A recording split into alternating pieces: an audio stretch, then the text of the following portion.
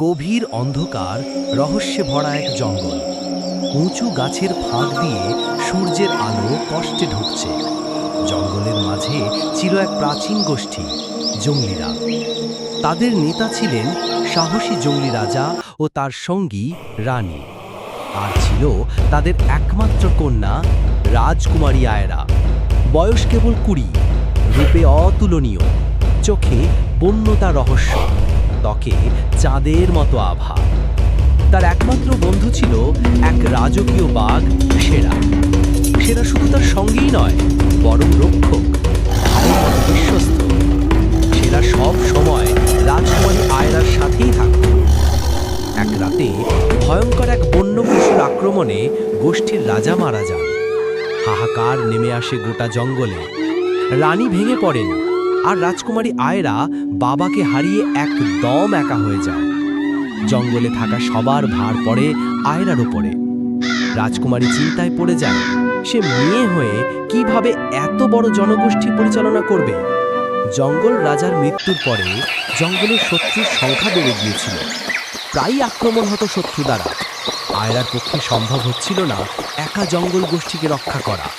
অবশেষে আয়রা বুঝতে পারেন, এখন গোষ্ঠীকে রক্ষা করার জন্য প্রয়োজন এক নতুন শক্তিশালী রাজার। আয়রা তার অভিযান শুরু করে তার একমাত্র বন্ধু সেরার পিঠে করে। জঙ্গলের পর জঙ্গল, মাইলের পর মাইল পথ পাড়ি দিয়ে খুঁজতে থাকে তার রাজ্যের জন্য উপযুক্ত রাজাকে। রাজকুমারীর চোখে মুখে হতাশার ছাপ। খোঁজ পাচ্ছিল না এমন উপযুক্ত ব্যক্তি। নিরাশ হয়ে ফিরে আসতে হয় তার প্রজাদের কাছে। প্রজারাও দুশ্চিন্তায় পড়ে যায় রাজকুমারীকে একা ফিরে আসতে দেখে। তারপর রাজকুমারী আয়রা জনগোষ্ঠীর কয়েকজন গণ্যমান্য ব্যক্তিদের নিয়ে আলোচনা করে এবং পরবর্তী পদক্ষেপ নেয়। রাজকুমারী আয়রা নতুনভাবে যাত্রা করার প্রস্তুতি গ্রহণ করেন। অতঃপর একদিন রাজকুমারী আয়রা সেরার পিঠে চড়ে জঙ্গলের গহীনে যাত্রা শুরু করেন।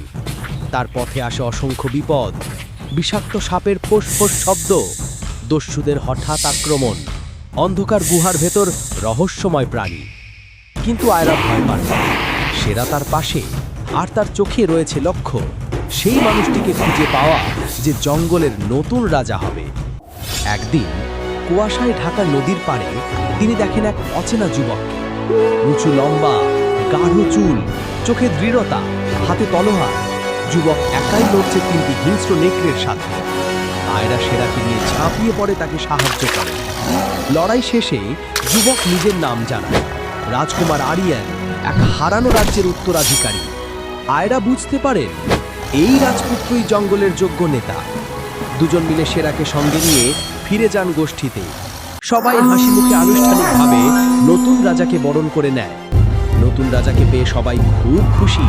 জঙ্গলে আবার শান্তি ফিরে আসে, আর আয়রা ও আরিয়ান মিলে রচনা করেন নতুন যুগের সূচনা।